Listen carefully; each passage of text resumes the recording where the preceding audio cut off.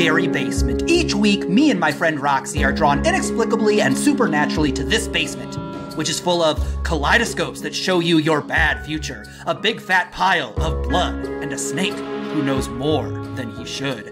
My name is Mikey McCollar. And I'm Roxy Polk.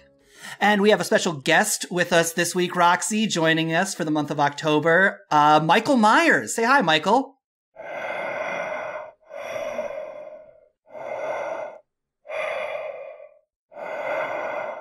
I hate him. Just a charisma vacuum. I mean, he can't really show a lot of expression, so I don't know how much of it is his fault.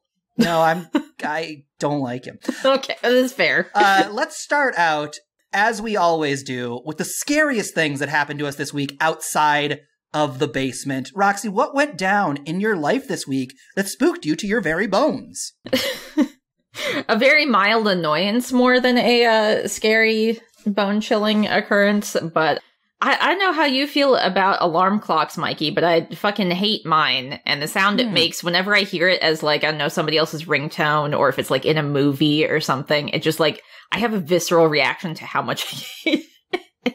I've had this experience where you're, like, watching a movie and somebody's ringtone is your alarm clock tone, and you just, like, tense up because it's the worst part of the day. It is when you have to get out of bed.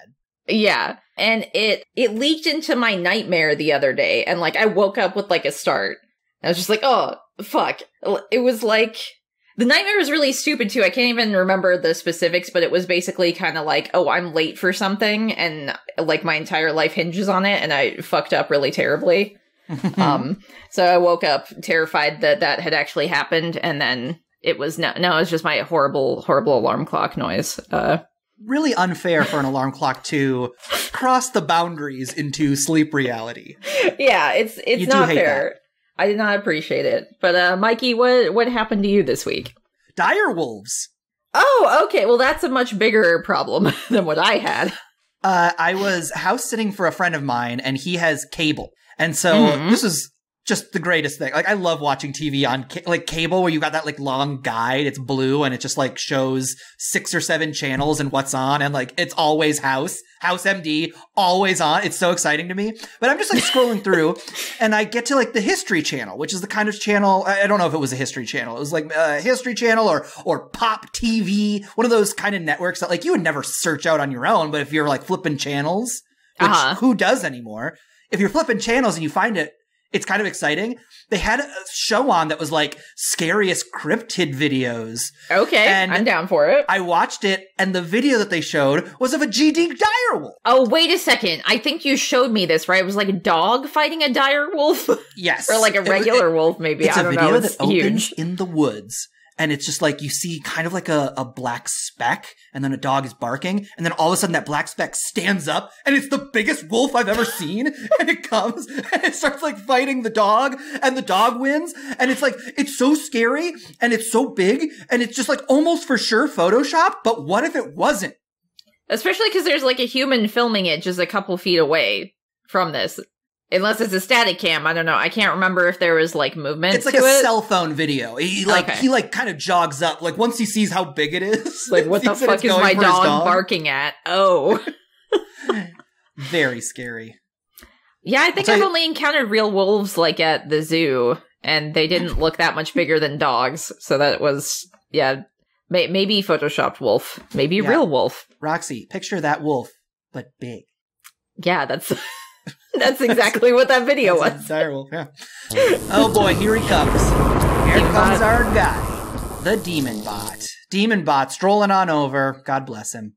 Mikey and Roxy, last week I assigned the film Halloween, not the 1978 Halloween, but the sequel to that movie, and not the 1981 sequel, Halloween 2, and not the 2009 film Halloween 2, but the 2018 Halloween. What idiot named these movies anyway? Did you watch the damned movie? I did watch it. Yeah, I did too. Then you may keep your souls. We did it! I know. You sure, Mikey? For now. See? He did again! He gets me. He gets me every time. Roxy, we did watch Halloween from 2018. We did. Pick up after the events of the original Halloween, so... Okay, so it It negates Halloween 2, correct? Yes. No Halloween 2. So it's just no Halloween 2. 1978, then Halloween 2018. Correct. Okay. Those are the canonical orders of Halloween films. Now, just in case there's anybody listening up at the Scary Basement cellar door who has not seen Halloween 2018, Roxy, what do you say you and me do a plot recap? Let's do it. Let's talk about what happened in this movie, so then we can talk about even more stuff that happened in this movie and what we think about it. Okay, so we open on a couple of podcasters, believe it or not, Mikey. Their names are Aaron and Dana, Roxy and Mikey, who have gotten access to serial killer and psychiatric patient Michael Myers. They brought his famous inside-out William Shatner mask and demand he say something. The podcast hosts then go to see Laurie Strode, who you might remember as the babysitter and original final girl from the 1978 Halloween.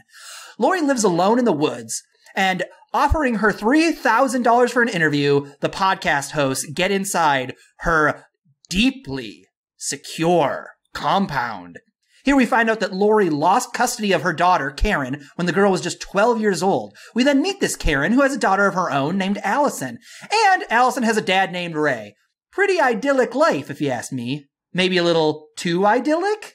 Laurie appears outside Allison's classroom, just as Michael Myers did the previous time, like a goddamn freak, giving her the $3,000 and telling her to take a trip to Mexico, just get out and live her life.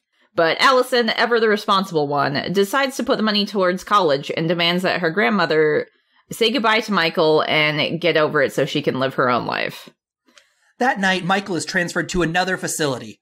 Laurie, out in her car, watches him go, before she heads over to Allison's birthday party. When she shows up, Laurie pounds a wine and starts to cry. Honestly, she is not doing great.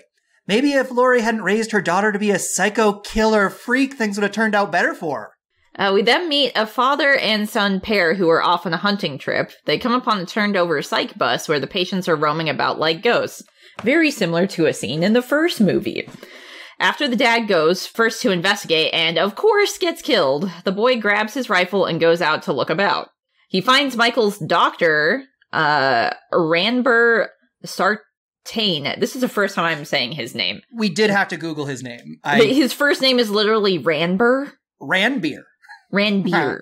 I don't know. Ranbir. Oh my goodness. I copied and pasted it. Okay, no wonder they always call him, like, Sartain. That makes a lot more sense. Okay, anyway, this kid accidentally shoots Sartain, but just in the chest, and it does not kill him. But Michael, unfortunately, kills the kid and takes his truck. We then return to the dang-blasted podcasters, who go to see Judith Myers' grave.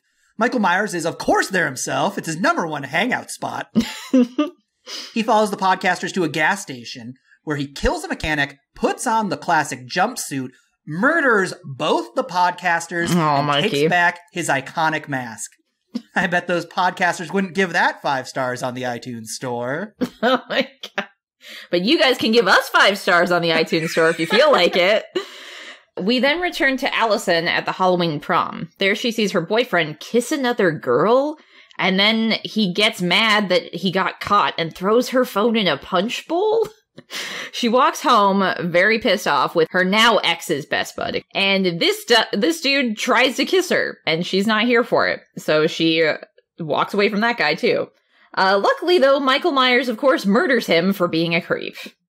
At some point here, we also see Allison's friend Vicky babysitting a chill-ass kid named Julian. Michael Myers murders her because he hates babysitters, and he also kills Vicky's boyfriend Dave because they were probably going to have sex. Michael Myers is nothing if not a creature of routine. Dr. Sartain, having awakened from his coma after being shot, is hot on Michael's trail with Deputy Hawkins. They come upon Allison, who has found her now ex's best bud's dead body, and drive around looking for the escaped killer. They find him, and just to be extra sure, Deputy Hawkins even runs the psychopath down with his car.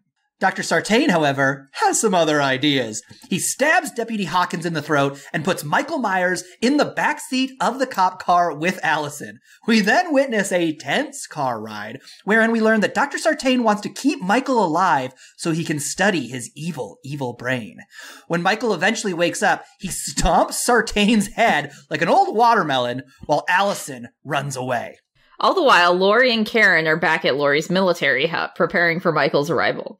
When he arrives, Michael murders Ray and goes on the attack. We get a prolonged chase / hunting sequence where Laurie both flees from and brings a fight to Michael Myers.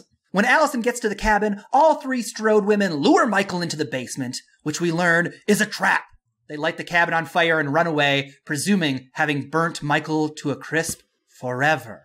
But probably not. And that is Halloween 2018. Halloween 2018! Oh, Roxy, what did you think of this movie? I loved it with my whole heart. It was a lot of fun. And especially after having seen the original so closely, in between watching that one and this one, there was a lot where you could be like, oh, that's mirroring this exact thing. Mm-hmm. And I thought it was really cool how at times they chose to swap Laurie's positioning with Michael's in a couple of scenes, which was kind of an interesting way to play with that dynamic. Well, so here's what I think is so cool about this movie. And what I really love, especially in light of Rob Zombie's Halloween 2, mm-hmm.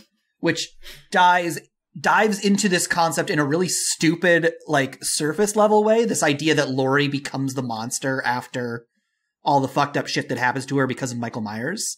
In Rob Zombie's Halloween 2, Laurie becomes a psychopath. And is as psychopathic as Michael Myers. And again, okay. I like this movie a lot. I think it's very funny. I still haven't seen it yet. I need to. You don't. Okay, well. No, you cool. should. You should. It's good. But like this movie very much like from the beginning is like, oh, Laurie is Michael Myers in that she is the monster. But she's also like, that's working on a thematic level. Like she's an abusive mother. She's not a great mother in this. But at the same time, like her intention is that she wants to protect her kid and have her kid be prepared for this literal evil, unkillable creature that she knows is going to come after her until she sees him, like, dead for real. Here's what's so interesting to me. And, like, nobody believes her is the thing. So it makes her look a lot more scary and possibly abusive with the perspective of, like, hey, if the world is actually working normally and there isn't, like, a impossible to kill psycho killer, then you're just insane and not a great mom. That's what's so interesting to me about this movie is that it's this bizarre combination. Like, it almost feels like it can't decide because it's like, it has to be a Halloween movie and Michael Myers has to get loose and murder people. Mm-hmm. But, like, Laurie is reenacting her past trauma on her child. That is, like, how she raises her. She gets her taken away. They have this strained relationship. She's this horrible person. And it's like, it feels like if the movie was about getting over this past trauma, then it's like the world of the movie is like, no, Laurie was right. You were right to raise your child in this fucked up way. Because like it comes together for her and they like save it. But like, or they save each other from Michael Myers because they have this training. But it's like, yeah. Laurie is, I think in a lot of ways throughout this movie, set up to be the monster. In a way, yeah, because it's like this horrible experience to find her entire life from the moment on after it happened. So she's kind of like had to mold her life around finding this thing, which like the movie itself like calls him just evil. You know, he isn't a person to be understood like Sartain wants him to be. He's literally just an evil force who doesn't die and doesn't care. You know, he's just going to keep going nonstop. Right. And kind of like, how do you fight something like that when you're just an individual person or when you're one of the few survivors from something like that? And so no one else can literally understand you except for you. Mm-hmm. Like, well, she's like she's doing a classic hurt people sort of thing. I guess. Yeah. And I can't remember how old Karen was when she was initially taken away. The podcasters probably said I want to say they said she remember. was 12. Damn, okay, so she was a lot younger than I thought. Mm-hmm. I was thinking she was more like, I don't know, 16, 17 or something. No, 16, 17, you're fine. Okay, and they don't even talk about like her dad at all. He's like not even important to it. So I'm assuming she went to go live with her father, I guess? Right? She wasn't, like, put in the foster care system or something, yeah, presumably. Right? Yeah. I would guess that's probably what they did. The father left her for how much she was. Can you imagine being married to somebody and you're like, can we, like, have a nice date night? She's like, yeah, I'm going to bring my rifle. Yeah, we're going to have to check all the exits and I'm going to hold a knife in each hand the entire time. And you're going to have to feed me dinner because I can't hold a fork. And no, we can't hug because then my arms will be incapacitated if he shows up, and I can't kill him if you're hugging me. They hug, but she just puts her arms out straight and waves them around so that he like has to like duck in to like swoop under her and give her a hug. Like, okay, hi, honey. Listen, yeah, all right. I have gone to enough relationship counseling to know that's not what you want from your partner. I assume not. It would definitely not be my ideal situation. What do you think about the podcaster framing device that they have, like, at the beginning? I loved it. I thought it was so funny and such like a... They're also British, too. Yeah. Strangely British enough. People don't make podcasts. They're too busy selling tea for us to throw into the ocean. Sure. It's more like they came so far just to go to, like, Indiana and get killed by Michael Myers. Yeah, how much worse would it be to, like, not just get killed by a serial killer, but to get killed by a serial killer in, like, an unfamiliar country? Yeah, like, you spent so much effort to, like, get out there to him and never even thought about how, like, oh, maybe this killer that we're covering could also kill us. How do your parents find your body? If you're in the United States. They're over there making all their tea, and they're just like, have you heard from Dana lately? I think it's funny, too, how they had to be like, oh, no, we're a radio show or something. So, like, people aren't going to respect the fact that we're podcasters. Right. We'll just call it a radio show. That's fine. It had a very This American Life vibe. Yes, where it's like, yeah. We definitely have it on the radio, but people listen to it through the podcast. But we're not going to say we're podcasters. It's very much like how I'm sure you go through this as, like, a comic artist. Like, you don't tell your family, like, you make comics. You say that you're an artist. Because if you say that I make comics, they're like, oh, so you draw Batman? Yeah, or like, oh, you do Garfield in the Sunday comics. Are you in charge of Garfield? Yeah. It's like, yes, I am literally Jim Davis, who came up with Garfield. That's me. People don't get it. So yeah, you got to say to podcast, like, when you're a podcaster, you got to say, like, we have a radio show. I tell everybody when I tell them about this podcast that it's on the radio. Okay. I mean, it's sound waves, right? So it's not technically lying. And I do have a small ham radio that I put my iPhone up to and broadcast it out. They'll never know the difference. Sound great, but it crosses a threshold of respectability that I can technically say, yes, we're on the radio. And you could be like, yeah, oh, the show's live, like, right now. Imagine that. Let me turn it on for you. Roxy, do you have any sense? Do you know what the big idea of this movie is? I'm not sure if there's a ton of it. I mean, I guess I kind of touched on it a bit, how, like, Laurie's life was defined by this one particular night, this one particular moment, where she didn't get killed by Michael Myers. Mm-hmm. And then chose to, like, kind of have that be her entire life. I guess since, like, even though people tried to deter her and she still kept going, she was like, I know what's right for my kid. I know what is coming. So I'm going to make her be prepared even if she hates me. Like, I think there's a line in there where she says something about how, you know, I don't mind if she hates me as long as she's alive. Yeah. Something to that effect. So it's kind of like she's given up her entire life to fight literal evil. Mm-hmm. And has kind of made her peace with the fact that she doesn't get to have a normal life anymore. Which I don't know how much of, like, that would tie into a theme, I guess. Just kind of like sticking to your beliefs, maybe? I'm not sure. Yeah. What did you think? That's what I mean. Like, it feels like it has, like, the first half of the movie is about, like, don't push your shit onto your children.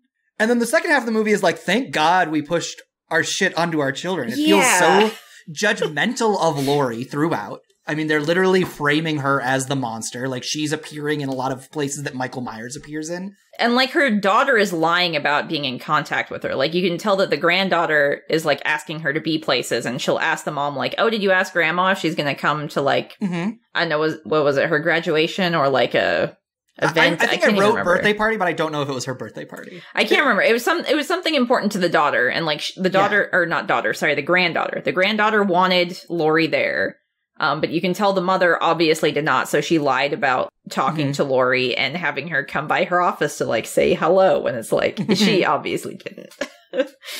It makes me wonder how much of this thread is going to be explored, because the next movie in this series, Halloween Kills, we're going to cover it next week on the podcast. Thank you for spoiling my big reveal later in the episode, Mikey. It is a direct sequel to this, and I believe there's even a third movie that's already been filmed. Wait, for real? Yeah, to come out next Halloween. Did not know that. Called Halloween Ends. Oh. And so I don't know how much of this is like act 1 of a 3-act story, and then they will get into more of like, does Lori need to die for her sins that she has committed to her children? But it does feel like this movie halfway through decides to abandon its theme and completely like vindicate the thing it seemed like it was criticizing. Yeah, I don't or necessarily like mind. It's kind of interesting. Like this movie is almost like Harvey Dent Two-Face. It feels like you could flip a coin and be like, is this movie just about having fun with Michael Myers kills? I think there's a lot of that going on. Because there's like a oneer shot that just follows Michael Myers around the neighborhood as he just goes and just delightfully kills a number of people. It's very funny. And we're like on board for that, right? It's just like, it's a fun way to like, that we haven't seen Michael Myers kill people before. He's just like out and about in the neighborhood. Not really, because it's like they're all direct callbacks to the first movie and the second movie, actually, with those kills. More specifically, the second movie, because there's like a woman making a sandwich for like her shitty husband, and she's using a giant knife to like cut this tiny little sandwich that has like a single piece of bologna on it. And when she puts it down and goes to give her shitty husband the sandwich, Michael comes, gets her knife, and then kills the both of them. And then she's got a neighbor who's like a younger woman who is on her own talking about like, oh, they're saying there's like a psycho around or something. Because the original Halloween 2 takes place the same night as Halloween 1. So, like, people are still finding out about the killing spree as it's, like, happening, sort of. Right. And so Michael then goes and kills her. So then in Halloween 2018 here, we've got a woman who is making a sandwich with a giant knife. Michael comes in, takes her knife, kills her with it. Then there's a baby in that room. He doesn't kill the baby. Doesn't kill the baby. Yeah. Michael. Love that. I think it's both Michael and Jason. They don't kill kids, really, right? Yeah. Maybe in one of the, like, offshoot movies that is no longer canon, they do. But it's kind of generally assumed that they don't, I think. And then he goes next door and kills, like, a woman who was talking on her phone to her friend about, like, oh, they're saying there's a killing spree going on, or, like, this bus of crazies, like, tipped over and people got out. So, sure, I'll lock my door. But Michael's already gotten in there and then kills her. I didn't know that. That's very interesting that they're all, like, little callbacks. So much of this movie, I was like, oh, those are the other movies. Which I get, because they're like trying to make this tie into specifically the first movie. So it's kind of like overriding those two scenes that we would have seen in Halloween 2 in a way. When I say we haven't seen a scene like this before in Halloween, I haven't seen 4, 5, and 6. I don't know if they do this. But just like the way that scene is constructed as to be from Michael Myers' perspective as he's going through his murder spree. Like we see a lot of like the wife making a sandwich and then Michael Myers comes out and does his thing. But like to see him is so, I don't know, that's like my favorite scene in any Halloween movie, maybe. It's just like, it's set in the neighborhood. There are kids doing their Halloween thing. It's just like, it's so like surprising the way, like it's still tense, but it's like tense from a, like a mirror universe Halloween that like potentially followed Michael Myers as he went out and killed specific people. I was enamored by that scene. And I'll tell you, here's one other thing that I think this movie does better than a lot of horror movies is that all the characters are like really likable. There are moments, like they took the time in the scene with the babysitter and the kid she was watching to just do they have their little like comedic back and forth, but then they took the time to just be like, hey, I do like you. And he's like, I like you too. Like they have this nice bond. Yeah, that was very cute. Yeah.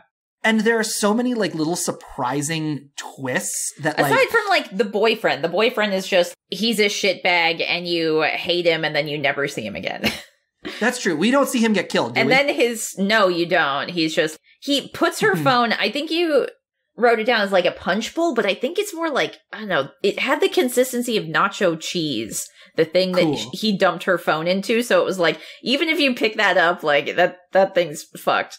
And also that whole scene where he's like holding her phone hostage, won't give it to her. It felt like an excuse to not have her have a cell phone so then she couldn't contact anyone. Yep. And it was done in such like an awkward way. And then, yeah, that dude served his purpose to get rid of her phone and then you never see him again. That's true. Yeah, he was not great. But like his friend, who is like a little creepster who tries to kiss her, like he's like a very like honest, like I feel he's pitiable. He pity that guy. He's a character that I've seen in real life. Also, I hate him, but I pitied him more. He is somebody who like has 100% existed in the real world, who has sobbed for a lady. I don't know. I got him. I didn't like him, but I was like, I know why you're doing this. I've been this sad before. Like, I thought that was really, it was really funny when he sees Michael Myers is coming and he's like, sorry, I'm in your lawn, dude. Like, yeah, he thinks it's like the guy who lives there, which is like Mr. Jonas or something. I can't remember what he says. He's like, sorry. Which is like an awesome way to like handle a Michael Myers reveal. Like people are either afraid of him or they don't notice him. Like this guy noticed him. I think there were a couple of moments where like little children bumped into Michael Myers. Yes, and you're like, what's he gonna do? And they're just like, oh, sorry, sir. And then they walk away. And they just keep going. Like because it's Halloween, it's normal for a guy to be in a mask like this. But like, I don't know. I think this becomes funnier if it's not Halloween. And they just start like, oh, well, I guess Mr. Tompkins is wearing a mask tonight. It's cool, though, too, because it is kind of playing on that thing where it's supposed to be like, oh, demons and monsters can come out only one night a year, and it's Halloween, and, like, that's why we all dress like them, so they won't want to kill us or whatever. And it's literally what Michael is. Yeah, it's funny that they were moving him on Halloween, too. Yes, exactly. Like, they couldn't wait for a less, like, maybe busy day. Right. No. They're like, no, it's more poetic this way. We gotta move him today, I think. Okay. The other group of characters that truly surprised me and were like, I remember the first time I saw this movie was the moment I fell in love with it, were these this father and son who are driving in their truck. And the little boy is just like, I like hunting with you, Dad, but I'm missing dance class and I love dance class. And it's just played really straight. And it's just like a surprising little like layer to the character that like could have been a throwaway character, right? There was no reason for them to give him anything, but they give him just this one little detail that is like intriguing and fun and like makes me buy him so much more as a character, and therefore I'm invested in him. Yeah, it makes you care more about what could happen to him. Now that I think about it, Michael Myers did kill him and he's a kid, so Michael does have a precedent of killing children. Never mind, I take back my earlier statement. My big theory is that Michael Myers kills people who he thinks are bad. Or who are just in his way, I guess, also. Well, because they're all like, adults are all bad. Let's all be clear about this. I guess that feels like his mentality, yes. See, to Michael Myers, there's no ethical consumption under capitalism. So the fact that these people own iPhones means that they are bad enough to be killed. Wait, but the daughter didn't have her iPhone, Mikey. And he still went after her. Yeah, that was, he assumed she had one. So iPhones existed in 1978? Is that what you're saying? Time travel exists? No, that was why he was killing them, because they were having sex, which is bad. But it's also bad to be involved in capitalism. I guess they were consuming beer and driving cars and living in a house. Illegal to do. I guess they were underage, weren't they? Yep, they would have to be because they were all in high school. Okay. And this dance kid just shot a dude in the chest. So Michael Myers is like, oh yeah, we haven't really talked about him. The weirdo doctor guy. Who Lori even calls him like, oh, you're the new Loomis. Says that specifically. What did you think of that guy? I like that guy a lot. I think that's like a funny reason. I think I just say like things I like are funny. He wasn't necessarily funny. I was just like, oh, that's a cool twist on how to do a Loomis type character. You know what he felt a lot like to me too? Is kind of like a stand-in for people who are like, Michael is really complex and I want to know how the killer's mind works. Oh, how fascinating. And it's like, no, he's just gonna fucking literally stomp your head in because he does not care. He's just a machine. He's Rob Zombie. Yeah. That guy was Rob Zombie. Basically, yes. You felt like kind of a write-in for that. Which is interesting. Yeah, I don't mind. I think that's, again, like a cool twist on like a Loomis type villain. I also feel like he didn't necessarily read to me right away. Like, I feel like a lot of movies you can tell who is going to be the human menace from the beginning. And by that, I mean, like, in the zombie movie, there's always the guy who's just like, yeah, I sold us out. It was me and my daughter or all of you. What else was I supposed to do? He's the human menace amongst the zombie menace. Like, I felt like I wasn't immediately in tune. Even this time rewatching it, I kind of forgot that he had his whole little deal where he does try to get Michael out. So that was like kind of surprising to me. I was like, oh, right. He's not Loomis anymore. He's a different character who has a different motivation. Especially because he had been brought up with like Loomis's instruction and like teaching. So it's like Loomis got it that Michael was evil and needed to be killed. But like his student didn't take that away from it at all. Yeah. You need to be involved in Michael Myers one-on-one to really understand the depth of depravity. Otherwise, pretty cool. He's just a fanboy. He really turns out. Like, he's the one who killed... The way he kills the sheriff, too, man, it's like... it does take you by surprise, especially if you're not expecting it. Mm-hmm. I love it. Best doctor in any Halloween movie yet. That's not true. The best doctor is Dr. Loomis from Halloween 2, Rob Zombie. Then this guy, then Dr. Regular Loomis. Oh, God, I wonder who plays Loomis in those movies. I saw the first one so long ago, and I blacked it all out because it was so... Malcolm McDowell. Seriously? Yeah. Oh, wow. Okay, I do like that casting choice. I will say that. I like him as a Loomis type. Although I think what they do with him is very different, so... Whatever. Malcolm McDowell is just a good actor. Roxy, do you have a question for me? Yes, I actually do have a question for you. So, like Lori, who had 40 years to prepare for her on-screen nemesis, I would like to ask you, Mikey, if you had 40 years to prepare for a movie monster nemesis, who would it be and how would you prepare? Oh, is it a movie monster nemesis? I didn't know that. I mean, you can make it whoever. If you'd rather say something else, go for it. Because mine is Ben Casale. What? He was my childhood rival. Oh, wow, okay. And he played trumpet and I hated him. And he was a mean kid. Because he played trumpet? This is a working theory I have. I feel like the kind of instrument you play in band kind of... I don't know if it's very chicken or the eggy. I don't know if it makes you this type of personality or if this type of person is drawn to this instrument. But I do feel like weirdos play saxophone, quiet goobers play flute, loud goobers play clarinet, lunkheads play drums, and bullies play trumpet. Oh, okay. That's my broad strokes. But this kid played trumpet. I gotta ask which one you played now. Oh, saxophone. Me too! Did you? Yes, I did!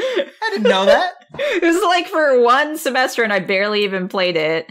I kept constantly forgetting it on purpose because I didn't want to play it. And then they'd make me go and write lines in a corner with the other kids who forgot their instruments. But we'd really just like hang out and draw shit. It was a lot more fun than the actual practice.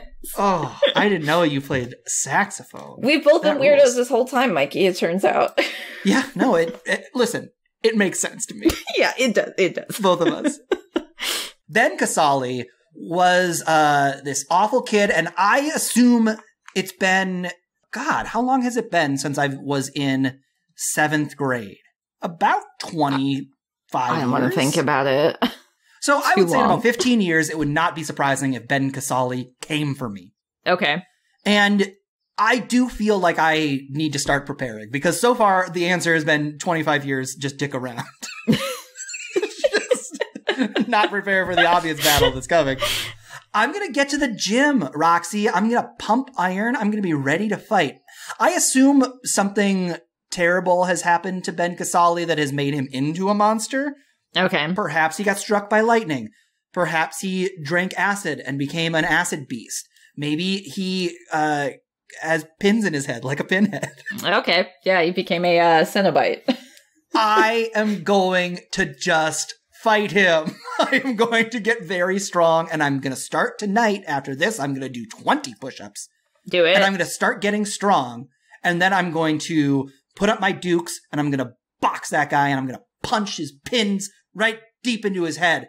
And then they'll puncture his brain, Roxy, because they're just on the surface now, and they're sticking out. But when I punch them, they go in, and then they'll all kill him. I'll have to get you some special gloves so you don't get stabbed by those nails. Yeah, that would you be can great. do that gloves. cheating boxer thing where you put like metal in your gloves or something, so you can make them hurt even more. yeah, loaded knucks, they call it. There you go. Yeah. Roxy, what is your movie monster who you would fear for 40 years and then finally fight? So I went with what I thought would be the easiest to fight because I couldn't really think of who would be my nemesis. And my answer was Jaws. Jaws lives in the ocean, so you're fine on land. Not gonna fight you that way. And if I wanted to take him out, I could just get a helicopter and shoot him from the air, and then he's dead. Although I think in some of the movies he is known for jumping pretty high, right? So have to become really good at sniper rifle skills. Yeah. So you would just take 40 years and train on the sniper? Yes. Yeah, I'd be like 360 no scope Jaws. Take the scope That's what off 40 for me. years will buy me. I'll get really good with the sharpshooter skills. I am kind of sad thinking about this alternate timeline where all the time you spent practicing drawing went to sniper rifling. And you're as good with a sniper rifle in this timeline as you are with a Wacom tablet in this timeline. Yes, check out that hand-eye coordination. Get it. Roxy, on a scale from 1 to 9, not to 10 because 10 does not exist in the scary basement, how likely are the events of this film to happen in real life? So I had a 2-part answer to this, but same score. Okay. So 9 out of 9. Sometimes you gotta do the right thing, even if you look crazy to others, I guess. Although I don't really agree with the part of like not listening to others first. Gotta factor that into it. And also 9 out of 9, a killer coming back to finish the victim that got away if given the chance. Totally, definitely, that would happen. They always return to the scene of the crime. Yes, I'm sure there's... Which is Halloween night. Yeah. I too said 9. This is very logical. This movie is cool because it's just like very straightforward. This could happen. Yeah. Even like they took enough time. Like it's always weird to me if it's like 2 days later and it's like another fucking Michael Myers event. That's what they call them down. It's like the earthquake center. Like the graphs start going crazy and they're like, we have a Michael Myers event in Illinois. Send somebody down there. But yes, I too said it was a 9 because everything's like pretty realistic. Like Michael Myers is just a fucked up dude and he's living his life and he comes back to kill people. It's like they're not interested in putting like a supernatural spin on him at all. It's just like he just doesn't die. We don't explain it. He just doesn't die, and that's what he is. He's still human though. He's still aged. I don't think he's had, and I think that's also why like 40 years between them is like a great amount of time because like whatever injuries he sustained in the first movie, he could have theoretically healed from, and nothing happens to him that is. Like, he doesn't get a shotgun to the mouth. Yeah. That's gruesome. But, like, nothing happens to him that is, like, out of this world, like, supernatural. Like, he's a tough dude, but he gets hit by a car, he gets shot, he gets stabbed. He gets hit by a car and gets, like, knocked unconscious for a while. Like, he feels very mortal in a way that, like, I think makes him scarier. If he's just, like, I don't know, maybe it's me, but, like, when I start seeing him like getting up from things he shouldn't get up from in Halloween H2O when they like shoot him a bunch and he's just like, big deal. That to me always says like, this is not scary. I always refer to this as the Cujo problem.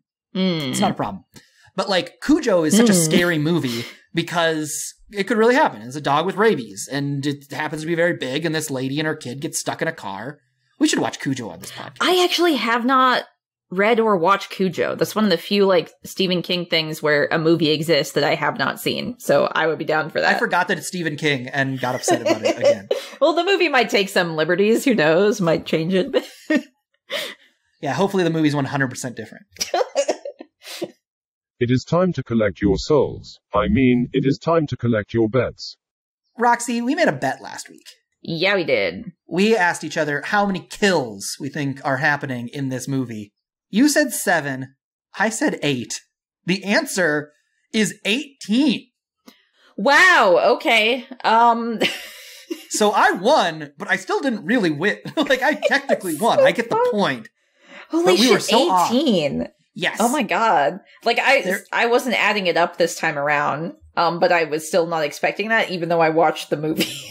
Yeah, no, when I Googled it to find out, I was shocked. But it's like, we do have that Wonder montage where he kills like 4 people in a second. He kills the 2 podcasters. He kills There's Vicky, 2 people at that gas station, too, that he kills. So there's like 4 people at the gas station alone. There's the dad and the son.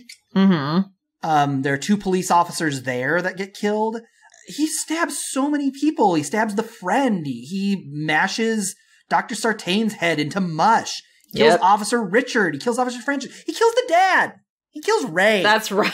Ray. Oh, we didn't even talk about Ray either. Ray is funny. Poor Ray. So, yeah, I'm taking home the point, but it's not by a lot. Yeah, the fact that it's not even double was enough to make it there is wild. Roxy, there are a number of characters in this movie who want Michael Myers to talk. I mean, the evil doctor's whole deal is breaking Michael out of the Institute so he can get him in the vicinity of Laurie to hear what he has to say. The movie does literally open with a podcaster demanding Michael say something, say something. Say something. So here's what I'm thinking. We've had Michael Myers as a guest for the last few episodes, right? He's probably pretty comfortable with us at this point.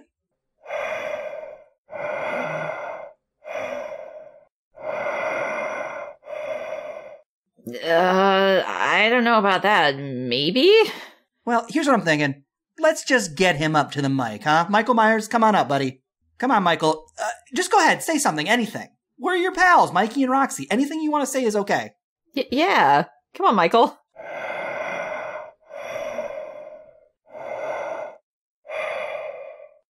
Hi. Oh, that's not how I thought you sound, Michael. Well, sorry.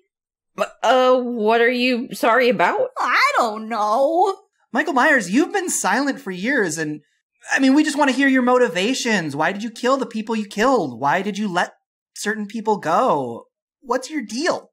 Oh, I don't know. I do stuff, you know? I'm so sorry. I didn't mean to kill all the people. I'm just shy.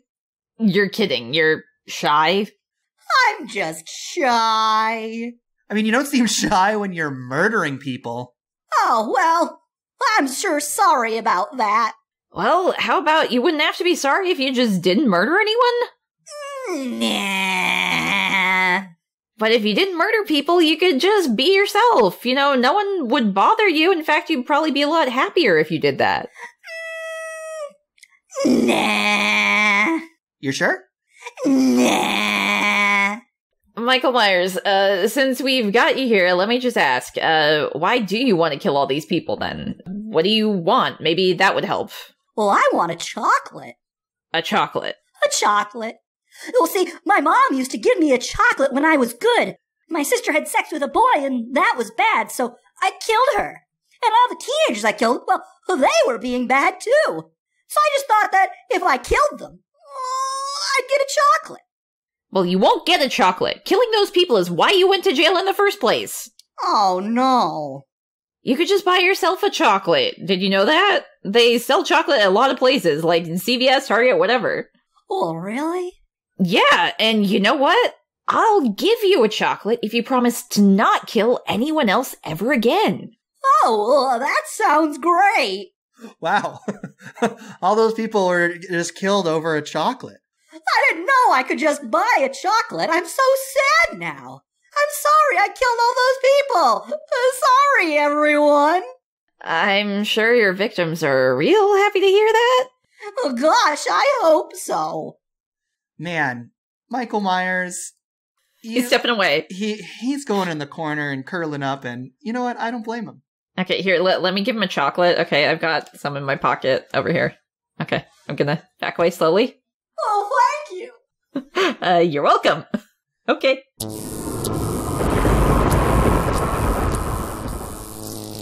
All right, here we go. DemonBot's coming on over. No, one after another. Okay.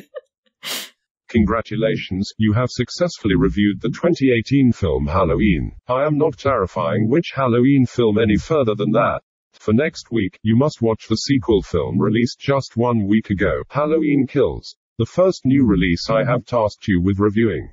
If you do not, your souls will be forfeit and I shall claim your bodies as my own. Okay, we can do that. Okay, yeah, I'm looking forward to this one. We're actually watching and talking about a movie that comes out the same week. It's going to be exciting. Yeah.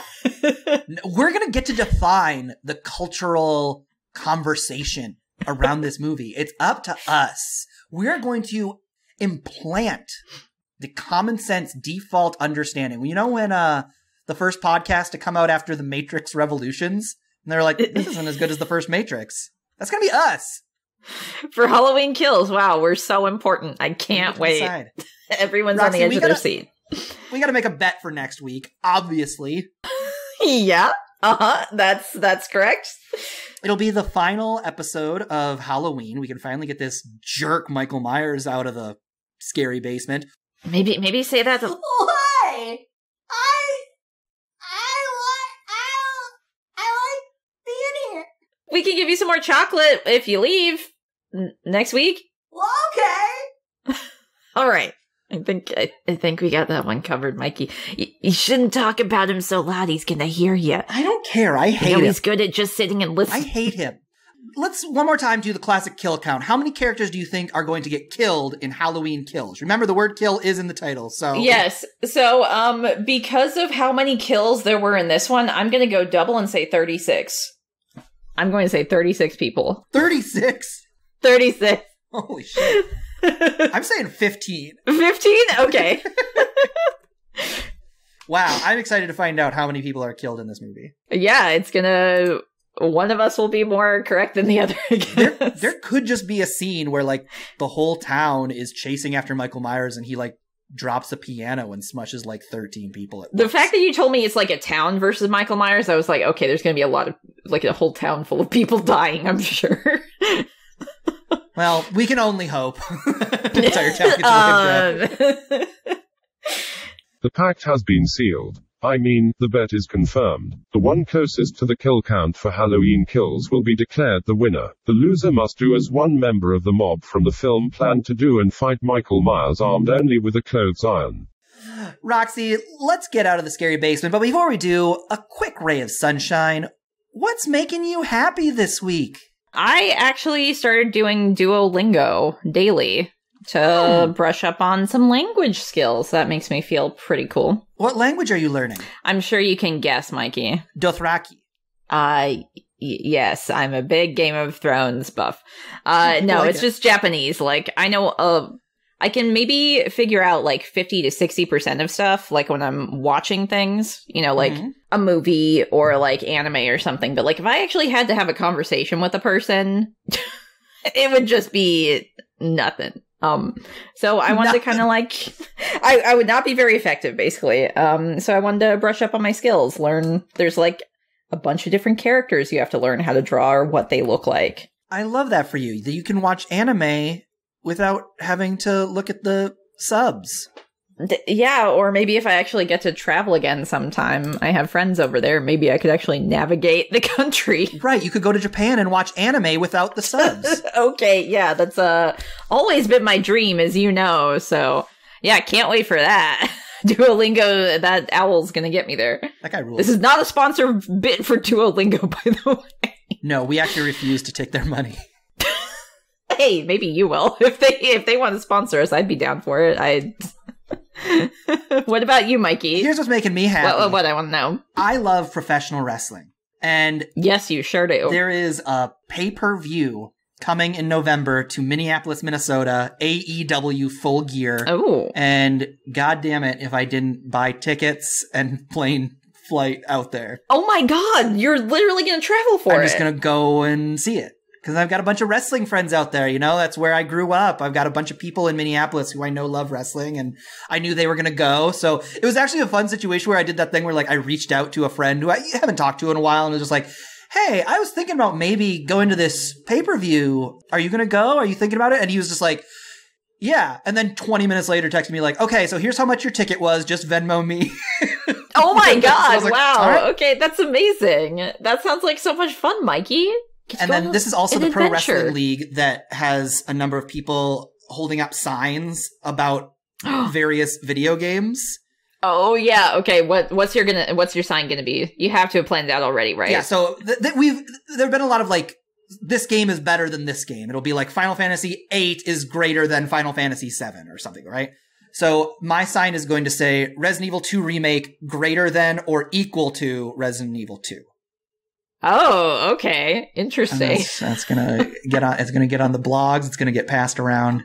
It's gonna be great. Do it. You got to make sure you smile real big when you hold it up, and they can see your face. Yeah. No, they're just looking to make sure kids are having fun and having fights on the internet about video games. All right, Roxy. Let's get out of the scary basement. As you know, each week the DemonBot hires a new monster to guard the basement door to keep us from escaping, and yet each week we still escape. I actually forgot to bring something this time, and so all we've got is whatever I've got in my backpack. So I'm just going to unzip it here and see what we've got. Okay. Roxy. Yes? It's just peanut butter and jelly sandwiches in here. Oh my god, Mikey. I made a bunch of them because they're like great energy if you're like on a hike. And so I just got like 3 peanut butter and jelly sandwiches. I mean, it's true. That's my go-to con snack as well, so I can attest to that, but not really great in the scary basement, Mikey.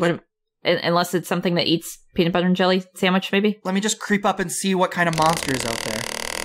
What do you see? Oh no, it's a mech Dracula. We got no chance. We've got no chance. Roxy, we gotta just stay in the basement for a week. You could smear the peanut butter over its sensors or something, right? Then it can't see us. No. No? Wait, so we're just trapped down here? We're just trapped here. Are you kidding me? I won't do it. Okay, well... You didn't see the mech. It had big guns, and it was piloted by a Dracula. Oh, so it's a Dracula in a mech. Yeah. Okay, Dracula plus mech. Yeah. All right, I thought it was a mechanoid Dracula. I thought he was a robot. That's insane. Hey, you say that when DemonBot's right over there. It's not that insane. So do you want one of these sandwiches? Yeah, give me one of those.